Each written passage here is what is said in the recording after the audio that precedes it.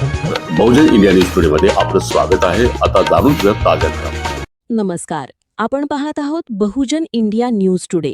चला तर पाहूयात आजची धक्कादायक दुःखद बातमी. चौसाळा येथील तरुणाची गळफास घेऊन आत्महत्या. गावात हळहळ. अंजनगाव सुरजी तालुक्यातील चौसाळा येथील निखिल गजानन लांबट वय 25 यांनी दिनांक 10 जून 2026 रोजी रात्री सुमारे 11 वाजण्याच्या सुमारास आपल्या राहत्या घरी गळफास घेऊन जीवन संपविल्याची दुर्दैवी घटना घडली. या घटनेमुळे संपूर्ण गावात शोककळा पसरली असून सर्वत्र हळहळ व्यक्त केली जात आहे. निखिल लांबट हे अल्पभूधारक शेतकरी कुटुंबातील होते. त्यांचे वडील गजानन लांबट हे कर्जबाजारी शेतकरी असून त्यांच्या मालकीची सुमारे 3 एकर शेती आहे. आर्थिक अडचणींच्या पार्श्वभूमीवर घडलेल्या या घटनेमुळे परिसरात दुःखाचे वातावरण निर्माण झाले आहे. निखिल हे आपल्या हसमुख चेहऱ्यामुळे, मनमिळावू स्वभावामुळे आणि सामाजिक कार्यात नेहमी सक्रिय सहभागामुळे गावात सर्वांचे लाडके होते. गावातील विविध सामाजिक, धार्मिक व सार्वजनिक कार्यक्रमांमध्ये ते उत्साहाने सहभागी होत असत. त्यामुळे त्यांच्या अकाली निधनाने मित्रपरिवार, नातेवाईक आणि ग्रामस्थांना मोठा धक्का बसला आहे. घटनेची माहिती मिळताच परिसरातील आमदार गजानन लवटे, महेंद्र दिपटे व रमेश सावळे यांनी लांबट कुटुंबियांच्या घरी जाऊन कुटुंबियांचे सांत्वन केले.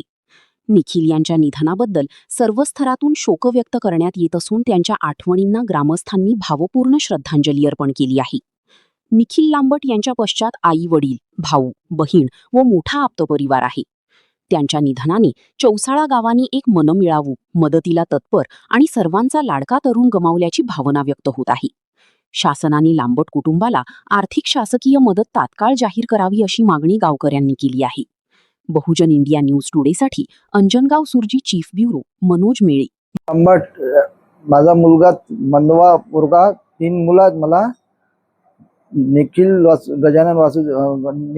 गजानन लांबट याने आत्महत्या केलेली आहे.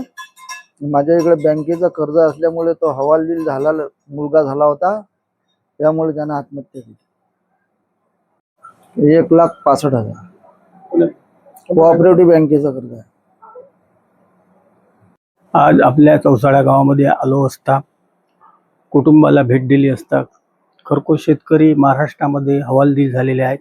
कर्ज काढून भरून न शकत आहे. लांबट कुटुंब यांच्या मुलांनी फाशी घेऊन आत्महत्या केलेली आहे. कारण कर्ज काढणे जरी सोपं असलं तरी त्याचं भरणं कठीण आहे. पिके होत नाही आहेत.